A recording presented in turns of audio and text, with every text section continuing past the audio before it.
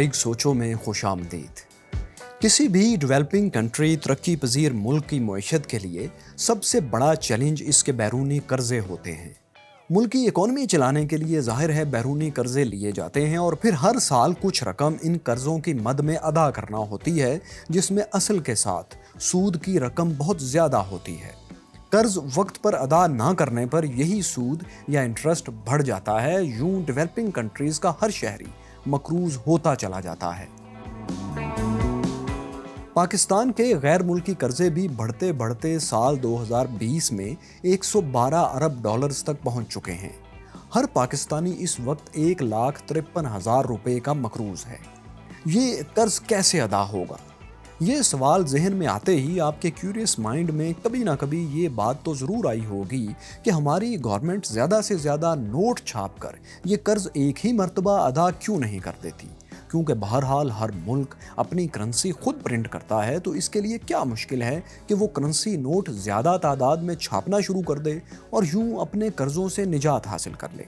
इस वीडियो में हम आपको इसी सवाल का जवाब देने की कोशिश करेंगे कि आखिर कोई मुल्क प्रिंटिंग मशीन को इस्तेमाल करते हुए नोट छापकर अपने कर्ज क्यों अदा नहीं करता या नहीं कर सकता।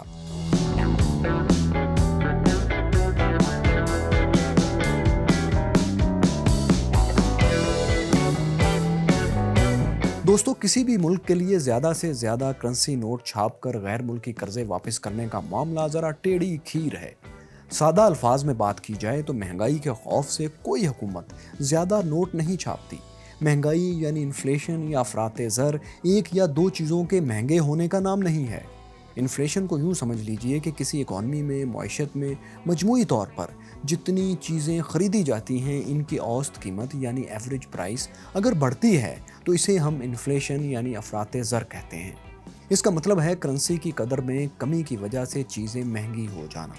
लेकिन इन्फ्लेशन को बेहतर समझने के लिए पहले ये जानना ज़रूरी है कि करेंसी नोटों की वैल्यू कैसे कम या ज़्यादा होती है। तो दोस्तों, करेंसी नोट दरअसल कागज़ का एक टुकड़ा ही होते हैं। इनकी अपनी कोई वैल्यू नहीं होती, इसे हम वैल्यू देते हैं। दूसरे अल्फाज में करेंसी नोट की इंट्रिंसिक वैल्यू सिफर होती है, यानी करेंसी नोट पेपर मनी की वर्थ इसकी अपनी वैल्यू कुछ भी नहीं, सिफर है। 100 रुपए का नोट या $1 का बिल, $100 बिल्स, ये सब कागज़ के टुकड़े ही तो हैं, लेकिन इनकी कीमत, इनकी वैल्यू गवर्नमेंट डिसाइड करती है।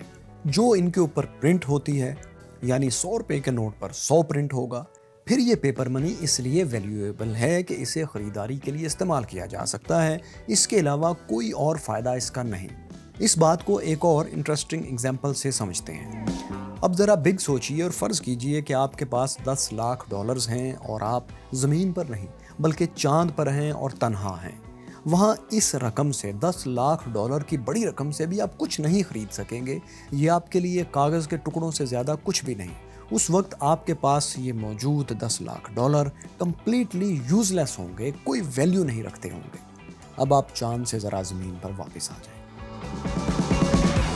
क्योंकि आप समझ गए हैं कि करेंसी की वैल्यू इसलिए है क्योंकि हमने इसे वैल्यू दे रखी है और सब उस वैल्यू को मानते हैं।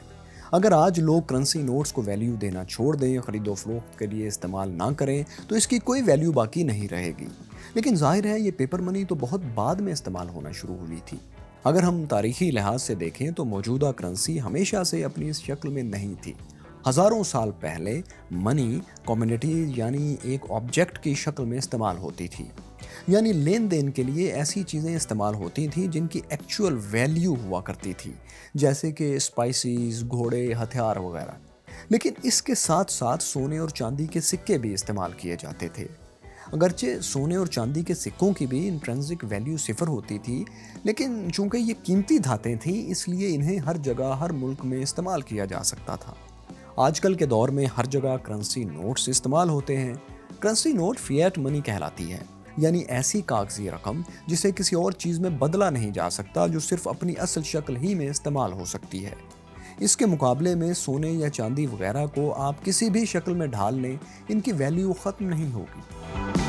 चलें अब आते हैं अपने मेन टॉपिक की तरफ। ये तो सब जानते हैं कि अगर किसी चीज़ की सप्लाई ज़्यादा हो जाए और वो काफ़ी मिकदार में दस्तयाब हो तो उसकी डिमांड में कमी हो जाती है, यानी इस चीज़ की मांग कम हो जाती है और इस वजह से इसकी कीमत में भी कमी हो जाती है। इसके बरअक्स अगर किसी चीज़ की सप्लाई कम हो जाए तो इसकी डिमांड ज़्यादा हो जाती है, फिर जाहिर है इस चीज़ की कीमत में इजाफा कर दिया जाता है या हो जाता है।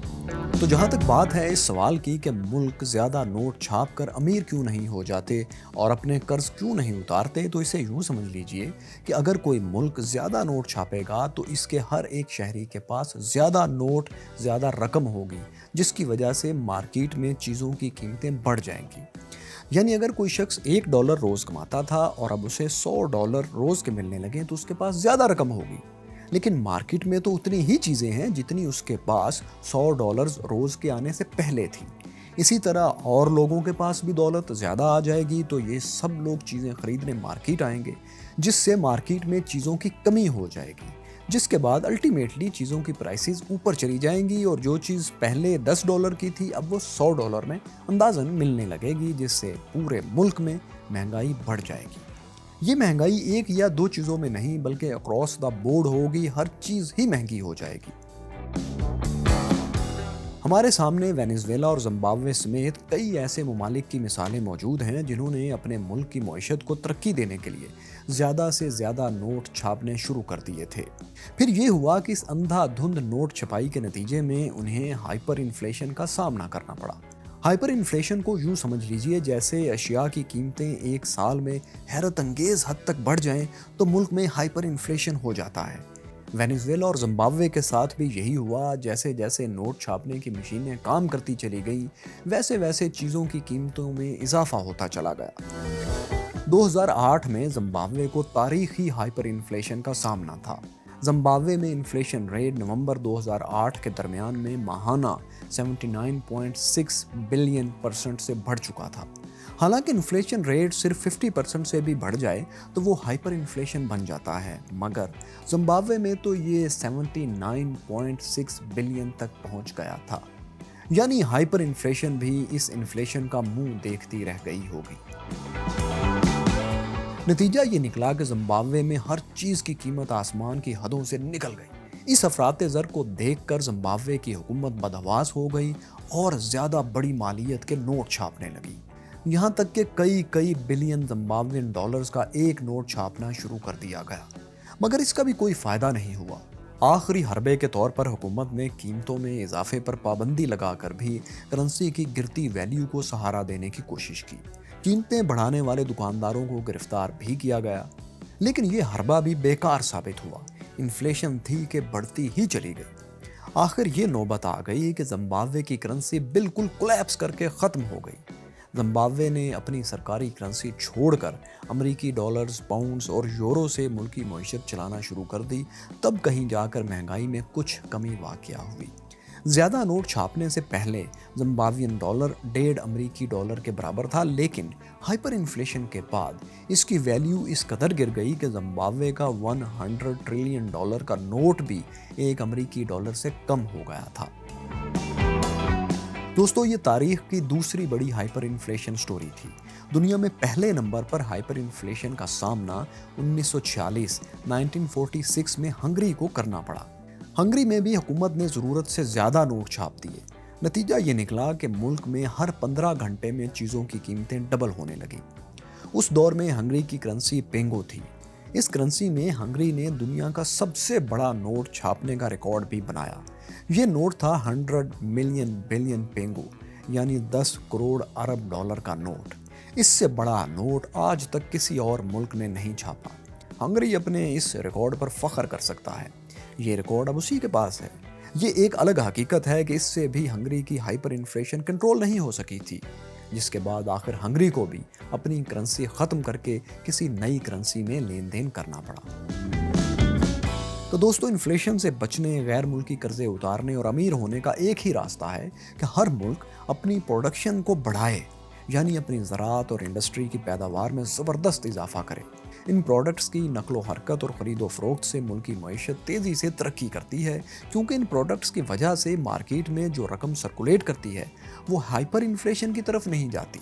ख़ास तौर पर इन प्रोडक्ट्स की बैरून मुल्क एक्सपोर्ट्स की वजह से गैर मुल्की करेंसी बड़ी मिकदार में मुल्क में आती है, जिसे मुकामी करेंसी में तब्दील करने के लिए मज़ीद नोट छापे जा सकते हैं। یعنی اگر پاکستان اپنی برآمدات بڑھا لے تو اس کے پاس اتنے ڈالرز آ جائیں گے کہ اسے قرض اتارنے کے لیے زیادہ نوٹ چھاپنے کی ضرورت نہیں ہوگی۔ ایکسپورٹ سے کمائے گئے ڈالرز ہی قرض اتارنے کے لیے کافی ہوں گے۔ زیادہ نوٹ چھاپ کر کوئی ملک امیر نہیں بن سکتا کیونکہ اس سے مارکیٹ تباہ ہو جائے گی۔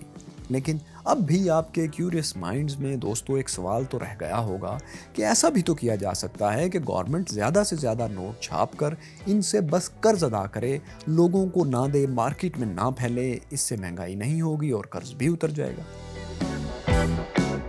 تو دوستو جس کے ذہن میں یہ سوال آیا پہلے تو اس کے لیے شاباش۔ اس کے بعد اس سوال کے جواب میں آپ کو بتائیں کہ نہیں، ایسا بھی ممکن نہیں، کیونکہ کوئی بھی ملک صرف اپنی ہی کرنسی چھاپ سکتا ہے اور قرض واپس کرنے کے لیے اس کو ڈالرز چاہیے اور ڈالرز وہ نہیں چھاپ سکتا۔ اس لیے اگر کوئی ملک اپنی ہی کرنسی کے نوٹس زیادہ سے زیادہ پرنٹ بھی کر لے تو بھی بیرونی قرض ادا کرنے کے لیے اسے ان کی کہیں نہ کہیں ٹرانزیکشن کرنا ہوگی، یعنی ان کے بدلے ڈالرز خریدنا ہوں گے۔ اب یہ ڈالرز اگر وہ مارکیٹ سے خریدیں گے تو جتنے زیادہ نوٹ چھاپ کر جتنے زیادہ ڈالرز خریدنے کی کوشش کریں گے اتنی ہی ڈالر کی ویلیو بڑھتی جائے گی اور روپے کی ویلیو کم ہوتی جائے گی۔ ایک وقت آئے گا کہ زمبابوے اور ہنگری والا حال ہو جائے گا اور اس میں زیادہ دیر بھی نہیں لگے گی، یعنی کھربوں روپے بھی ایک ڈالر کے برابر نہیں ہوں گے۔ اس لیے دوستو ایسا ممکن ہی نہیں کہ کوئی ملک صرف اپنی کرنسی چھاپ کر اس کے ڈالر خرید کر قرض ادا کرے۔ یعنی اگر پاکستان محض 10 کروڑ ڈالر کی رقم واپس کرنے کے لیے اس کے برابر پاکستانی روپیہ پرنٹ کرتا ہے تو اسے 16 ارب 62 کروڑ روپے سے زائد رقم پرنٹ کرنا ہوگی، اور اگر اسے 110 ارب ڈالرز کا پورا قرض اتارنا ہے تو اسے 16,000 ارب سے بھی زیادہ کرنسی نوٹوں کی ضرورت پڑے گی۔ اگر اتنے زیادہ کرنسی نوٹ مارکیٹ میں سرکولیشن کے لیے بھیج دیے جائیں تو روپے کی قدر اتنی تیزی سے گرے گی کہ چند ہی گھنٹوں میں پورے ملک کی معیشت بیٹھ جائے گی۔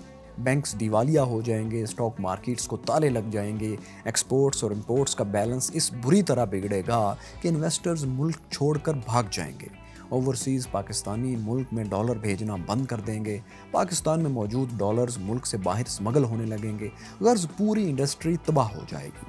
ملک میں بے روزگاری اور مہنگائی کا طوفان آ جائے گا کیونکہ پوری معیشت تو دوستو کرنسی کے سہارے کھڑی ہوتی ہے۔ اس ملک کی کرنسی کی قیمت گرے گی تو نہ اس کرنسی میں کوئی سرمایہ کرے گا، نہ کوئی تجارت کرے گا، کیونکہ اس کی ویلیو پر کسی کو اعتبار ہی نہیں رہے گا۔ لیکن اگر حکومت مہنگائی کو کنٹرول کرنے کے لیے سخت اقدامات کرے، جیسے کہ قیمتیں بڑھانے پر پابندی لگا دی جائے، تو کیا ہوگا؟ تو جناب یہ ہوگا کہ دکانداروں کے لیے یہ صورتحال تباہ کن ہوگی۔ انہیں کرنسی کی ویلیو کے حساب سے منافع نہیں ملے گا تو وہ سمجھیں گے کہ وہ اپنی چیزیں کوڑیوں کے مول بیچ رہے ہیں، چنانچہ وہ مارکیٹ ویلیو کے مطابق منافع کمانے کے لیے دکانوں سے چیزیں غائب کر دیں گے، انہیں بلیک مارکیٹ میں بیچ دیں گے یا پھر مناسب وقت پر فروخت کے لیے ذخیرہ اندوزی کر لیں گے، بلکہ ملک میں پیدا ہونے والی ہر چیز بیرون ملک سمگل ہونے لگے گی۔ تو یوں دوستو ہائپر انفلیشن کی صورت میں آپ کو روزمرہ استعمال کی عام اشیاء بھی مارکیٹ سے نہیں مل پائیں گی۔ ایک مصنوعی بحران پیدا ہو جائے گا جیسا کہ وینزویلا میں ہو چکا ہے۔ وینزویلا میں ہائپر انفلیشن کے دور میں وہاں کی حکومت نے کچھ ایسے قوانین منظور کیے جس سے مہنگائی کو روکا جا سکے۔ حکومت نے کھانے پینے کی اشیاء اور ادویات کو کم قیمت پر رکھنے کا قانون بنایا، طاقت استعمال کی، لیکن اس کا نتیجہ یہ ہوا کہ دکانوں سے کھانے پینے کی اشیاء اور فارمیسیز سے میڈیسنز ختم ہو گئیں۔ تو امید ہے دوستو آپ کو اپنے ہر سوال کا جواب مل گیا ہوگا۔ اب آخر میں بہت آسان الفاظ میں اس ساری سٹوری کو اگر سم اپ کیا جائے تو بس اتنا سمجھ لیں کہ اگر پیسہ درختوں پر اگتا تو اس کی قیمت اتنی ہی ہوتی جتنی درخت کے پتوں کی ہوتی ہے۔